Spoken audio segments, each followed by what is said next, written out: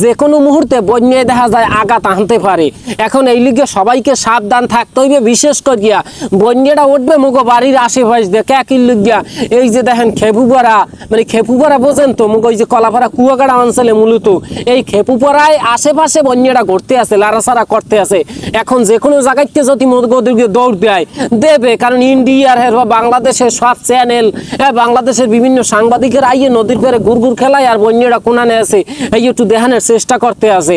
এখন চিন্তা করেন ইন্ডিয়া ফেরতে ফিরোই চট্টগ্রাম ইন্ডিয়াতে কিন্তু বন্যাটা ঠেলা দিয়ে যায়, ওদিকের মানুষের পাপের অপকর্ম বেশি আসলে। এখন চিন্তা করেন আমাদের এই যে কলাপাড়া অঞ্চল এবং কুয়াকাটা বরিশালবাসী পাপের পরিমাণ মনে হয় বাড়িয়ে গেছে। এই লিগে ফির মুখ দিক দিয়ে উঠবে, কেউ ফিরিতে পারবে না। জম্মের বাতাস চালাইতে আছে এদিকে ওদিকে, এই যে দেখেন গেঞ্জি গুঞ্জি কিন্তু কায়দারম লড়তে আছে, বাতাসে খালি লড়ে। এখন এই বন্যা যদি মোদের দিক দিয়ে ওড়ে তাইলে মুগো অবস্থা কিন্তু 12টা বেজে যাবে। সবাই সাবধানে থাকবেন। যে যে বিল পড়েন দেখা যায় যারা বিশেষ করিয়া এই যে কলাপাড়া আছেন, কলাপাড়াবাসী আর নীলগঞ্জ, দানখালি, চাঁপাপুর এই রকমের খালখানিতে যারা বসবাস করতে আছেন নদীর কূলে মূলত, হেরা একটু অবশ্যই ওই যে সাবধানে থাকবেন। যে কোনো মুহূর্তে বিশেষ করে আজকে সন্ধ্যার পর হইতে যে কোনো টাইমে আর কি বন্যা শুরু হয়ে যেতে পারে। তবে আবহাওয়ার অবস্থা কিন্তু তেমন একটা ভালো না, চারিদিকে জম্মের বাতাস চলতে আছে, একসের গুড়ি গুড়ি বৃষ্টিও পড়তে আছে। এই রকমের একটা পরিস্থিতির মধ্যে বর্তমানে মোরা আছি এই এলাকার মানুষজন। এখন একসের চিন্তা হইতেছে, ডরও হারতে আছে। তবে বাইর খুলে যারা বসবাস করেন সবাই একটু ঘর খুলে আই করবেন, আগে ভাগে বাইর করে তলাই যাওয়ার সম্ভাবনা আছে। কারণ স্বাভাবিক পানির ঠিক নেই, কালকেই কিন্তু পানি বেমালা উঠছে, তারপর একটু করে আবার জোয়ার হইবে, যাই হেকাল আবার দেহা মনে জোয়ার খেলেও জম্মের পানি উঠবে আর কেউ ফিরিতে পারবে না।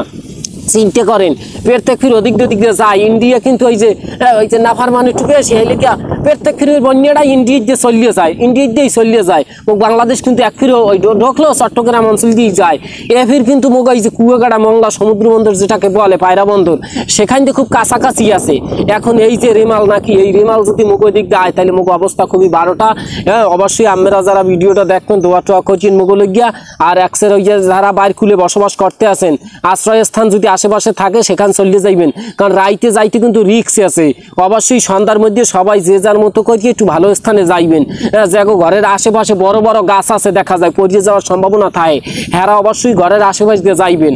ক্যাকির লিগে যদি ওই গাছ টাছ ঘর ফাঁসাই পরে হয়তো বোঝেন অবস্থা করুন হয়ে যাইবে। অবশ্যই সাবধানের মান নেই, যে কোনো মুহূর্তে বিপদ হইতে এই রকমের চিন্তা ভাবনা হরতে হইবে।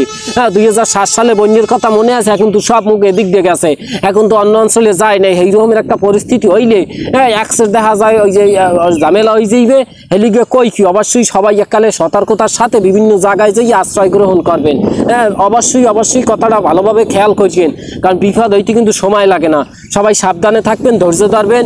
আল্লাহ পাক যেটা করে ভালোর লগে করে, আল্লাহ পাক যা করবে মোগো ভালোর লগেই করবে। আল্লাহ পাকের উপরে একসের ভরসা রাখতে হইবে। আর সব কথার বড় কথা হইছে নিজেদেরকে সাবধানে থাকতে হইবে।